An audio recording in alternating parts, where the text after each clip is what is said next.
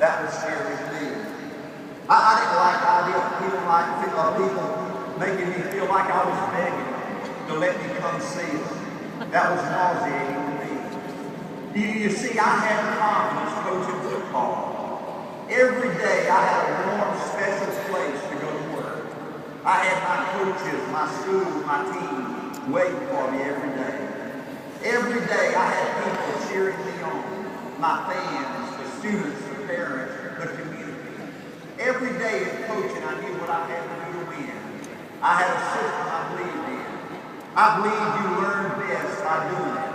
I believe you practice until you can't fail. I believe you outwork the enemy. My challenge was to duplicate that in business. February 10, 1977, A.L. Williams decided we were going to build a company like you build a football team. Those 85 people, all of them were coaches and they had played on a team. And A.L. Williams turned the business of life insurance into a game. You see, we didn't know anything about business. We didn't have any MBAs. We didn't have any professional salespeople. We didn't understand business plans, budgets, and spreadsheets. But those early A.L. Williams pioneers understood how to put a termite uniform on, and they understood how to get anything in the wrong color daggone jersey. I want to talk to you tonight about the A.L. Williams I remember. We were a team. We were together.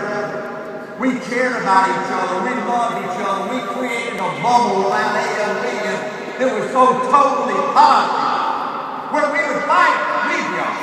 We were protected. There was a special kind of spirit in A.L. Williams. We didn't just like it. We loved it. We really believed when we were born that we were different, that we were special. We believed that one day we would change the thinking of the largest industry in the world. We really believed that one day we would destroy trash bag life insurance. We believed that one day our leaders would be among the most successful people in American business. I think you saw that in stage a few minutes ago. We believed when we founded A.L. Williams that one day we would take our people to all the great places in the world. We believed to build a team, you had to be a competitor. To win big, you got to love to compete. You got to love the toughness. Coach Woody Hayes, the great coach at Ohio State, said. Coach Hayes said, I never saw anyone make a tackle with a smile on his face. Competition is everything. To win, you got to have a scoreboard. If you don't have something to play for, you get bored. You get tired. You give up. February 10, 1977, A.L. Williams was just a peanut. 85 people in one city, in one state. But we looked at this big old industry, the largest industry in the world, and we said, who's number one? And we found out it was Prudential. We said, who's the most famous company out there? And it was Prudential. And we said, we're going after them. That's who we're going after. A few years ago, I had the opportunity to play golf at the Route Country Club in Miami, Florida, with Coach McCartney, the great football coach at Colorado. When he went to Colorado hadn't won nothing in football in forever. In his first press conference, he said, I guarantee you we're going to win a national championship. The football program that was number one, like Alabama is today, you know, in the football world, was Nebraska. Nebraska was on their schedule. Now listen to this. Coach Snap, head coach in Colorado, a little old weakling in football, no real tradition in football, puts out a schedule for the next year. All the teams are in black, except Nebraska, the national champs the year before. And he put them in red. See, you know the number one reason we kick Prudential's butt is they didn't love it like us. They didn't want it like us. A.L. Williams would fight for all day and all night and all the next day. Folks, it was our passion that made us different. It was our passion that gave us a chance. Your passion's your mind. Your passion's your soul. You get a passion by loving it. Coach Lombardi says, you capture a person's heart. You capture a person. To have a chance, your people have got to love it. Lee Trevino, the Hall of Fame golfer, says, you can't teach passion. You can teach anything else, but you can't teach passion. If you love it, how do you keep it? This passion. How do you keep a passion? By not ever forgetting the things that blow your butt out the water.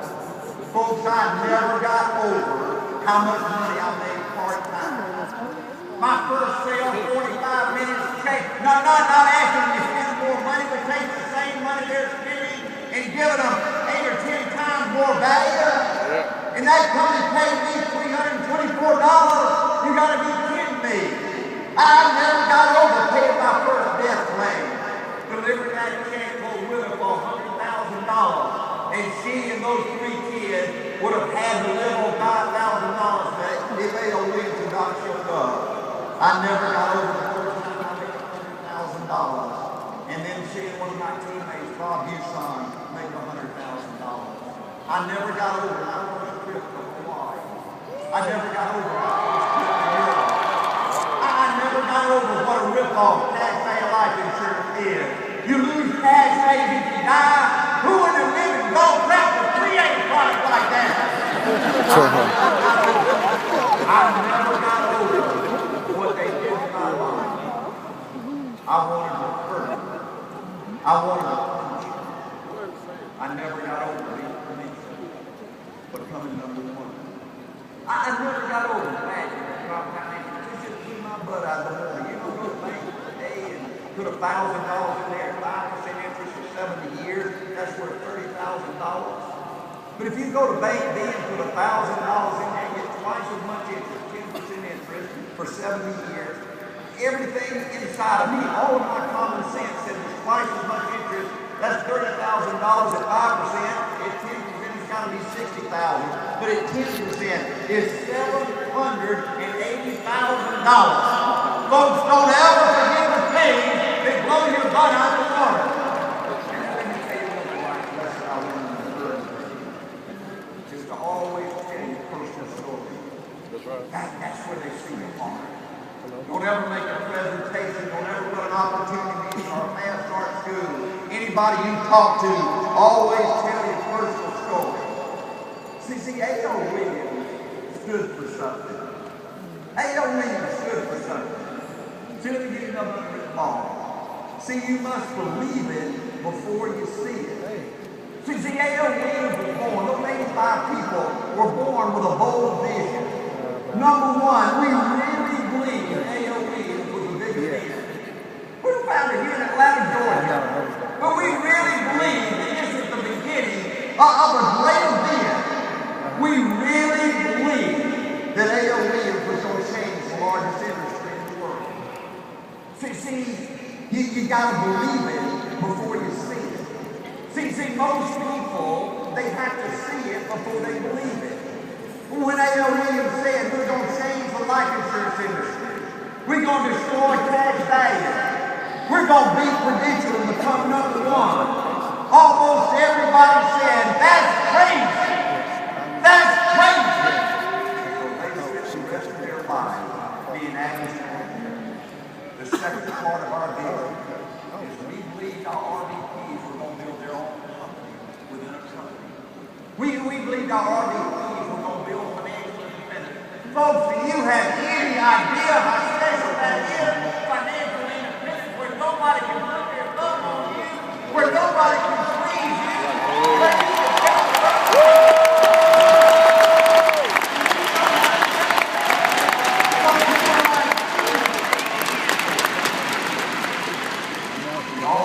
everybody says a football coach with a PE degree, building a big company, become financial independent. That's crazy. But see, you got to believe before it becomes a reality. See, you got to believe that you can be an RVP. You got to really believe it before you can be an RVP. You got to really believe that you're worth $100,000 before you earn $100,000. $1,000. You got to really believe that you're going to live to see the day where you're financially independent and you change the direction of your family for generations. You got to believe